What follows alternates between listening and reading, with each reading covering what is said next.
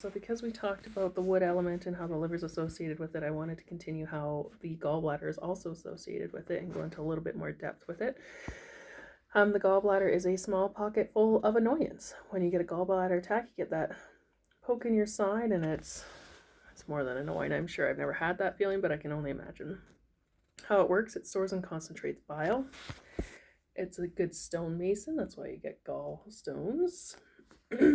When it doesn't work well, you may notice a heaviness or a stitch under the ribs on the right side. It could be a sensitive area under the right shoulder blade as well.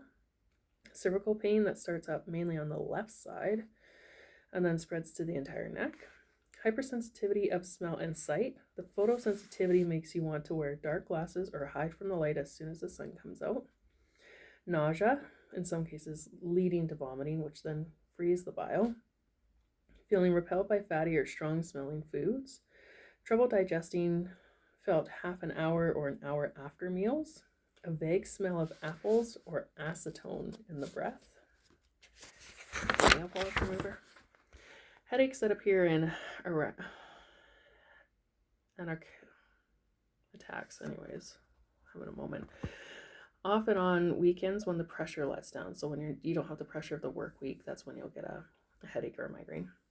Mucous membrane problems, sinus infections, skin allergies, pimples, and greasy hair. Irritability is a frequent reaction to malfunctioning gallbladder. So gallbladder people may present with constant preoccupation, mainly material stress, annoyance, hypersensitivity and hyperactivity, fear of conflict, even minor,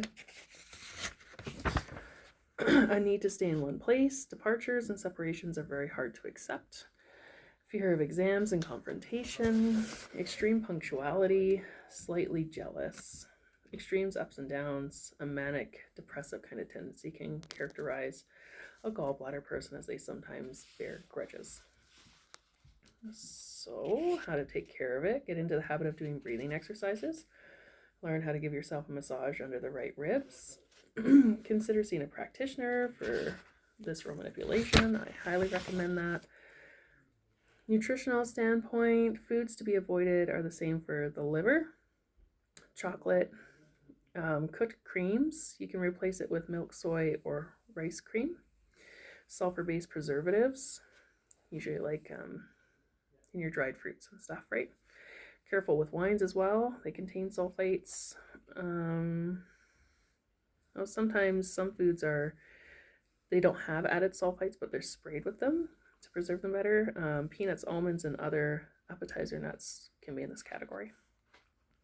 From a psychological viewpoint, since annoyances cause blockages in gallbladder, do everything to avoid them. Easy to say, but how? Take a little more time to prepare and get wherever you're going in order to spare yourself the rush and stress of being late. Carefully prepare for trips, moves, and changes in your life.